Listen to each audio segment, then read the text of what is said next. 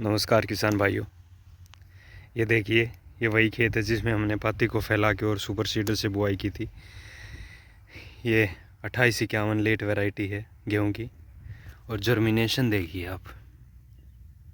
और इसमें हमने डीएपी भी नहीं डाला है, कोई बेसल डोज में डीएपी नहीं है। बिना डीएपी के गेहूं की बुआई की है, जैसे कि पहले भी वीडियो उसमें आप जाके देख सकते हो। जर्मिनेशन देख लीजिए आप।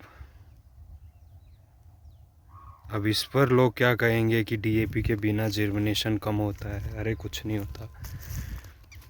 अगर आप सही तरीके से सही काम कर रहे हो तो सब चीज़ें मुमकिन है। बहुत ही शानदार जर्मिनेशन है गेहूं का।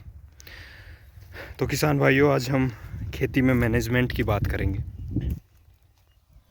मैनेजमेंट की बात एमएनसीज़ करती हैं, बड़ी बड़ी कंपनियां करती हैं, बड़ी बड़ी फार्म करती हैं। हर कोई मैनेजमेंट पे बोलता है कि मैनेजमेंट ज़रूरी है, तो खेती में भी मैनेजमेंट ज़रूरी है। सबसे पहला इसमें जो 6-7 पॉइंट पे हम बात करेंगे, उसमें सबसे पहला है फसल, क्रॉप मैनेजमेंट, फसल प्रबंधन। कि आप के खेत में अभी कौन सी फसल खड़ी है और इसके बाद आप क्या लगाने वाले हो, वो आपका पहले से ही प्लान होना चाहिए।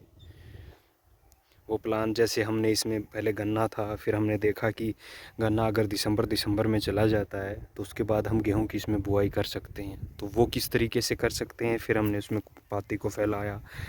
इसके साथ वाले खेत में हमने पाती को फैला के हर्रों से काट के छिड़क विधि से गेहूं की बुआई की थी, जिसमें कि जर्मिनेशन में थोड़ा सा, जैसे आप देख भी पा रहे हो, थोड़ा सा फ़र्क रहा। क्योंकि जहाँ जहाँ पाती के नीचे वो गेहूं आ गया, वो जर्मिनेट नहीं हो पाया। तो उस गलती को हमने इधर सुधारा और यहाँ पर हमने सुपर सीडर से बुआई की। तो ये आप फसल प्रबंधन में कर सकते हो, कौन सी फसल लगानी है, कैसे लगानी है। दूसरा पॉइंट आता है फिर फर्टिलाइज़र यानी कि खाद प्रबंधन, हमें इसे क्या क्या खुराक देनी है। जैसे कि आज 30 जनवरी है, तो आज की रात जो थी उसमें अपनी northern belt, Haryana, Punjab, Rajasthan, UP में अच्छी खासी बारिश हुई। देखिए आपको नमी भी दिख रही है, अच्छी नमी है।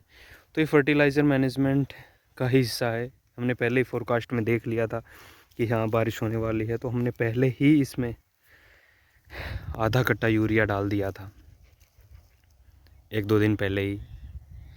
तो आपको कब कौन सा खाद देना है ये आपको पहले से ही सोचना होगा, उसकी पहले से ही प्लानिंग करनी होगी। यही फर्टिलाइज़र मैनेजमेंट है कि हमें स्प्रे के तौर पर देना है, हमें नीचे डालना है, या फिर ऊपर से छिड़क विधि से देना है, जो भी तरीका हो।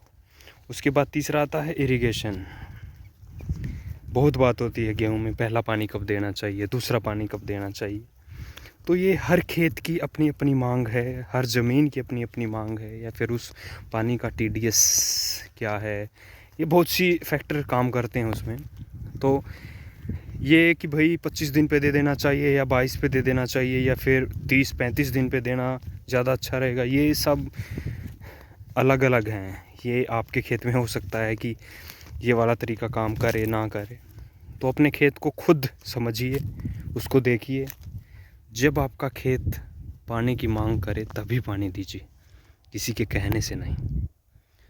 तो ये इरिगेशन मैनेजमेंट है। और दूसरा पानी, जहाँ तक मेरा अपना अनुभव है, तो दूसरा पानी कोशिश करिए तब देने की कि तब बिल्कुल मिट्टी सख्त हो गई हो, बिल्कुल सफ़ेद हो जाए, सूख जाए। क्योंकि उस पर जब आप वो दूसरा पानी दोगे, वो पानी ऑटोमेटिक ज़मीन को और आपकी फसल को बहुत अच्छा लगेगा। तो ये आपकी इरिगेशन मैनेजमेंट का ही हिस्सा है। इससे अगली हम बात करें तो वेदर फोरकास्ट है कि आप पहले से ही देख लीजिए कि लगभग बहुत सी अच्छी अच्छी ऐप्स हैं जो आपको 5 से 7 दिन 10 दिन पहले बता देती हैं कि तब मौसम ख़राब होने की उम्मीद है, बारिश होने की उम्मीद है।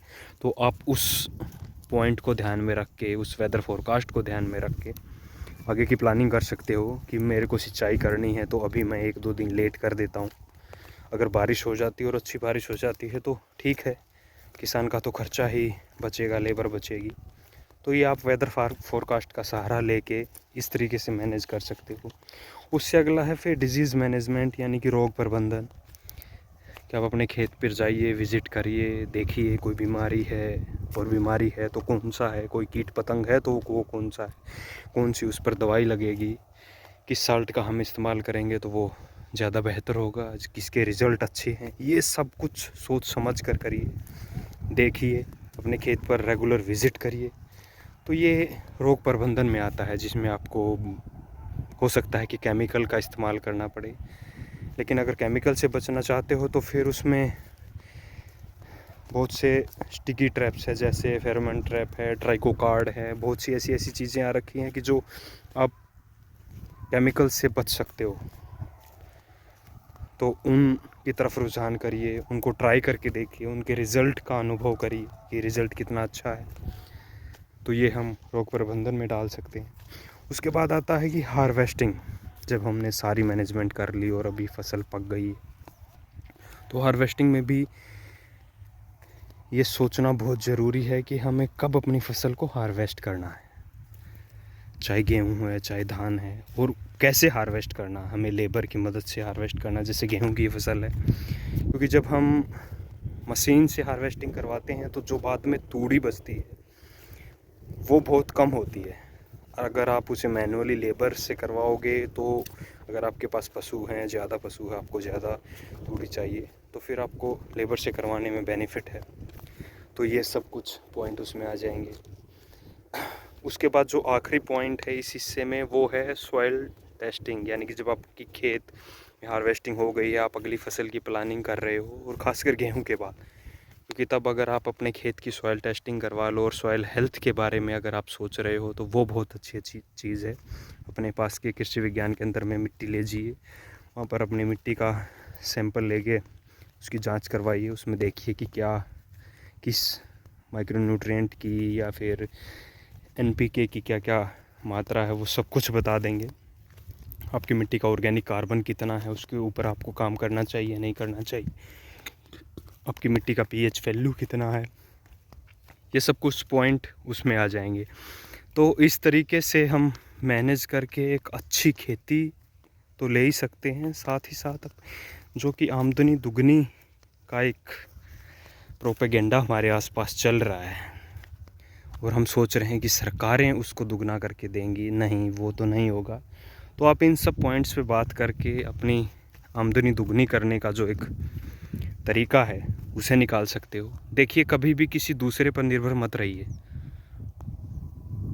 अपनी कोशिशें खुद करिए, अपनी मिट्टी को पहचानिए, अपने खेत को जानिए और उसके हिसाब से खेती करिए। इन सब पॉइंट्स को ध्यान में रख के खेती करिए, बिल्कुल लाभ होगा, ज़रूर होगा। तो आज की वीडियो के लिए इतना ही। सभी किसान भाइयों को नमस्कार, जय हिंद।